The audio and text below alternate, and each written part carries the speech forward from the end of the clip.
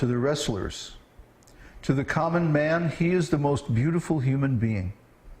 To the young girls, he is just like Cupid. To the cowherd men and women, he is the most intimate relative. To the impious kings, he is the supreme ruler. To his parents, Nanda and Yashoda, he is just a baby. To Kṛṣṇa, the king of Bhoja, he is death personified. To the dull and stupid, he is just like a stone. To the yogis, he is the supreme absolute truth. And to the vrishnis, he is the supreme personality of Godhead. In such a predominating position, Kṛṣṇa appeared in that arena along with his elder brother Balaram. When Kṛṣṇa, the reservoir of all mellows, was present in the arena of Kṛṣṇa, he appeared differently to the different persons who were related to him in different mellows. It is stated in Bhagavad-gītā that he appears to every person according to one's relationship with him. I always quote that, ye yata mang prapadyante. As they surrender unto me, I reward them accordingly. What that means is that when we surrender to Kṛṣṇa in a particular mood of love, that he reciprocates exactly that mood. So if we surrender to Kṛṣṇa as a master, then he takes up that role and he acts exactly according to that mood. If we surrender to him as friend, then he'll reciprocate as a friend. If we want to serve him as parents, then Kṛṣṇa becomes the perfect son. And if we want Kṛṣṇa as lover, well, then he's the perfect beloved. So Kṛṣṇa is exactly reciprocating all the devotees' love for him. Not only that, for those who don't love him, he appears in a different aspect as the supreme controller or as death personified to the demons. So everyone has to face death, but to the demons, death means the final end of everything.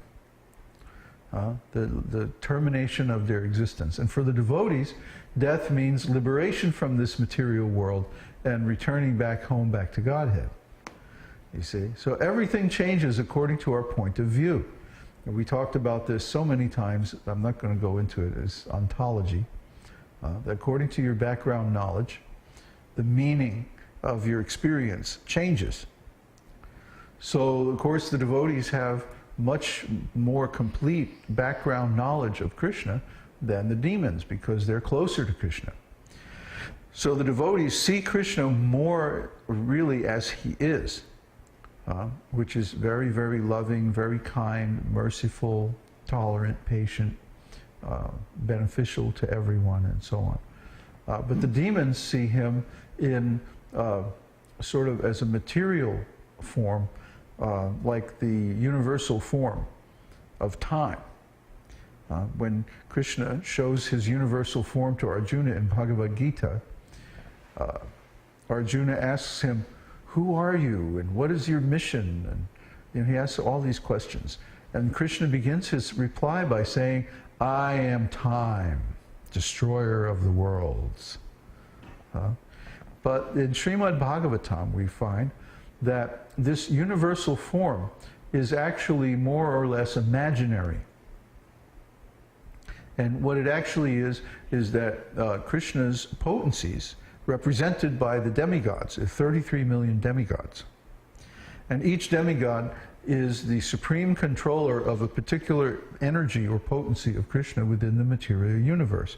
For example, Bhumi is the goddess of the earth. Vayu is the god of the air. And Surya is the god of the sun, and so on. So each of these demigods is supremely powerful within the scope of the material universe for their particular function. And there are 33 million demigods. So we cannot prevail over the authority of the demigods as long as we live in the material world. We have to follow their instructions. And they're getting their instructions from Kṛṣṇa. They're all Kṛṣṇa's servants. They're all devotees. So they may not be pure devotees, but they still have some attachment to this material world. That's why they're demigods. They enjoy the power and opulence of the material universe. But the demigods are insuperable. They're unconquerable to those of us who are in material existence. We have to follow them, and we should also honor them as servants of Kṛṣṇa. But then, if we really want to honor all living entities, not only the demigods, but everyone, then we should offer our worship to Kṛṣṇa and our service. Because as Prabhupada always points out, if you water the root of a tree, you automatically water all the branches and the leaves. So we should pour the water of our faith and our service on the root of Kṛṣṇa. And then everything, every kind of service, every kind of benediction becomes ours automatically. Sometimes learned scholars describe predominating to mean a person intolerant of being neglected. This peculiarity in Kṛṣṇa was visible when Kṛṣṇa was insulting Maharaj Nanda.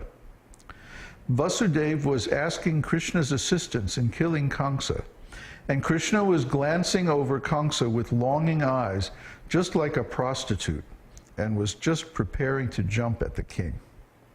Huh? You could just imagine Kṛṣṇa, you know, because Kṛṣṇa began to speak in a very insulting way about Kṛṣṇa's father, Vasudeva, right in front of Kṛṣṇa. You know, and I can just imagine Kṛṣṇa, you know, oh boy, you know, I can just like hardly wait to like, you know, he's just getting ready to jump on him, you know. Huh? It's a question? Oh, yeah. Is it Maharaj Nanda or Vasudeva? It's kind of confusing. Where? He was insulting Maharaj Nanda. Yes. And then Vasudeva was... Yeah, he was making some insulting remarks about the cowherd men and like that. And then what does Vasudeva do?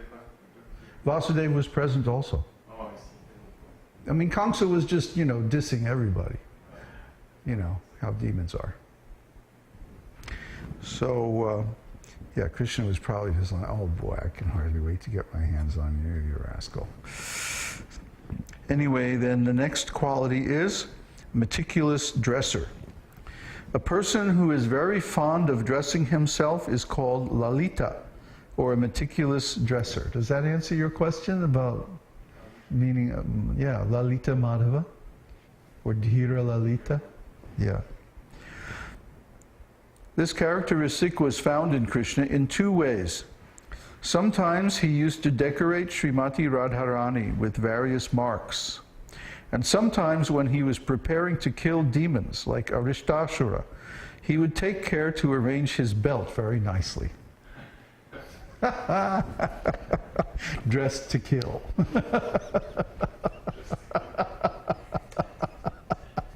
That's an expression like when somebody dresses themselves up like really, you know, first class with expensive clothes and it looks very nice. It's called dressed to kill. And I grew up in New Jersey, what can I tell you? That the gangsters, when they were going to go kill somebody, they would always dress very nicely in suits and like that. On the theory that a policeman is less likely to stop someone who is very nicely dressed and very respectable looking. You know, so you often see this in where in the town I grew up. The town I grew up in was like a kind of like a neutral zone for mafia people. They wouldn't perform any crime within this town where they all lived. See, even the bosses of various different gangs, they all lived in the same town. But then they would go outside the town and do all their nonsense. So, especially on Sunday morning, you could see them coming to the big, there was a huge Catholic church in this town. I mean, it was a whole city block, the biggest building in the whole town. And all these guys would come, you know, in big black Cadillacs, you know, with really expensive suits on. The carnation in the buttonhole, you know. Big cigar, yeah. Anyway, dressed to kill. That's Kṛṣṇa. They're all copying Krishna. All these rascals, they're just taking some little quality of Krishna and imitating it in their own, perverted way. Huh? These are the rascals in this material world. They're trying to imitate Krishna. Krishna is like the supreme lover. He's the supreme romantic hero.